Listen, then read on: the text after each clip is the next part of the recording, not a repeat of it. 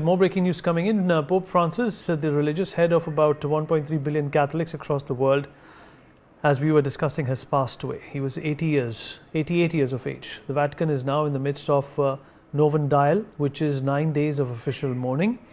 A daily prayer service and the Requiem masses are underway, not just in Rome but across the Catholic world.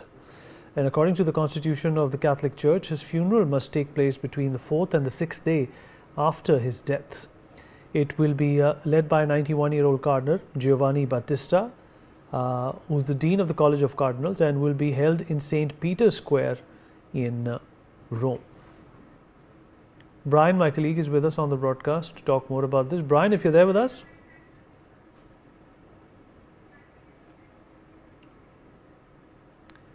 All right, Brian is going to be joining us shortly, but there are protocols and procedures to be followed after a pope has passed away.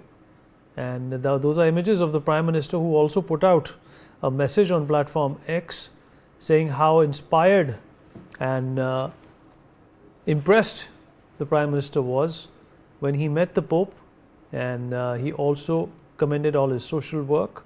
In fact, Italian leader Giorgia Meloni also put out a heartfelt note on X talking about the legacy that Pope Francis leaves behind. And in keeping with his wishes, Pope Francis will receive a simplified funeral, rejecting many of the elaborate rituals typically reserved for popes. The announcement of the Pope's death comes after Cardinal Farrell, whose role includes confirming the death of a Pope, will have visited the body privately, calling the Pope's baptismal name thrice. The Pope is declared dead only after he doesn't respond on the third call, a century-old tradition. The Pope's fisherman ring, used to seal official documents, will now be defaced in order to mark the end of his authority.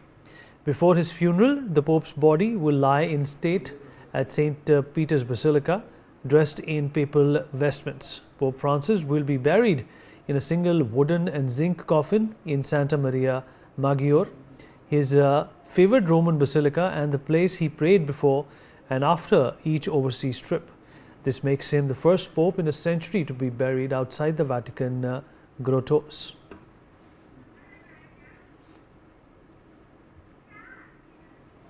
Brian, all right, we have some more breaking news coming in. Well, the historic process of the conclave, where cardinals gather in the Sistine Chapel at the Vatican to choose who will be the next pope, will not begin for at least 15 days from today, the day of Pope Francis's passing. Only cardinals under 80 are eligible to vote, with around 138 of 252 currently thought to be eligible. They will be locked inside the Sistine Chapel, stripped of all communication until a candidate wins a 2/3 majority. During each vote, ballots are burned in a special stove inside the chapel, and black smoke means no pope has been chosen. White smoke announces the election of a new pope to the world. Brian, my colleague, is joining us on the broadcast to give us more insights about this. Brian, a sad day for the world community. All world leaders, including Prime Minister Modi, ahead in paying homage to the late Pope Francis. Well, it's definitely a very sad day for not just the Christian community, but every other community, all the world leaders who are, mourning their loss.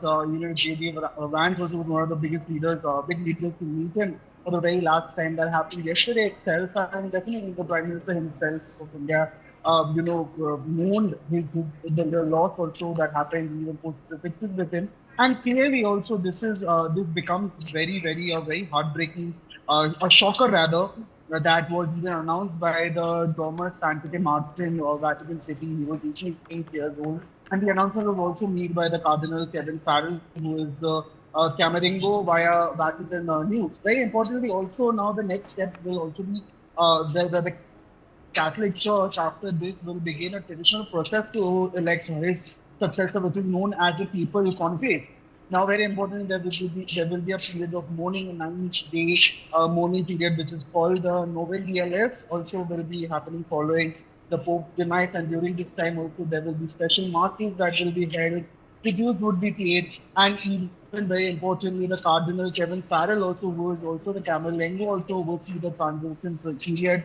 He will verify, rather he has verified, and he will seal the people apartments and prepare for the conclave. The conclave must begin between 15 to 20 days after Pope's demise to allow cardinals time to arrive in Rome. And the conclave is also begin to start early May 2025. And only cardinals under the age of 50 can vote. Currently, there are 135 who are eligible till now, and they will be also sequestered in the Sistine Chapel until a new pope is chosen. And up to four ballots would be held each day. A candidate must even receive a two-third majority to be elected pope. And after each vote, the ballots would be burned. Black smoke signals no decision. White smoke signals will indicate a new pope that has been elected. And once elected, the new pope would also be asked that do you accept your canonical election as the supreme pontiff, and upon acceptance, he will see the papal name. And the cardinal protodon also then will announce as Habemus Papam, which is also with me. We have a pope from the balcony of St. Peter's Basilica. And there are speculations also that is already mounting about possible foreigners, including cardinals from Africa, Latin America, and India. And the selection is expected to reflect the church's next direction, balance of tradition, reform, and global decolonization itself. Really.